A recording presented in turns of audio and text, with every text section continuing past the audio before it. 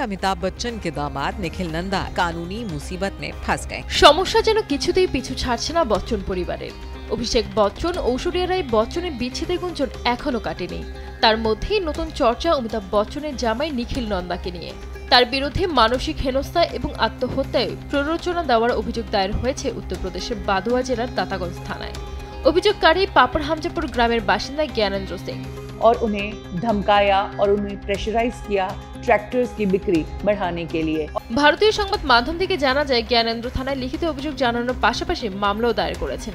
লিখিত অভিযোগ অনুযায়ী প্রাথমিকভাবে অভিযুক্তকারীর ভাই ও তার এক সহকারী ট্রাক্টর এজেন্সি সামলাতেন, কিন্তু পার্টনারে জেল হওয়ার পর একাই ব্যবসাটি দেখছিলেন জিতেন্দ্র।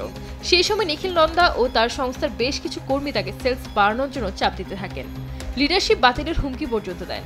এমনকি সেলসের টার্গেট পূরণ করতে না পারলে বাড়িঘর নিলামে তোলার ভয়ও দেখান। बिक्री नहीं बढ़ी तो तुम्हारी प्रॉपर्टीज बेचकर पैसा हासिल करेंगे। পরিবার ও কাছে বন্ধুদের সঙ্গে জীবনের সেই খারাপ সময়ের কথা শেয়ার করতেন জিতেন্দ্র।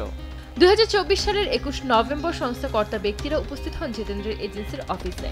সকলে মিলিত দুর্ব্যবহার তিনি আর সহ্য করতে পারেননি। ঠিক তার পরের দিন অর্থাৎ 22 নভেম্বর আত্মহত্যা করেন তিনি। जितेंद्र की आत्महत्या करने के बाद घर वालों ने पुलिस को शिकायत करने की कोशिश की। জিতেন্দ্র পরিবারের দাবি, থানায় অভিযোগ দায়ের করার পরেও পুলিশ কোনো ব্যবস্থা নেয়নি, তাই আদালতে শরণাপন্ন হতে বাধ্য হন তারা।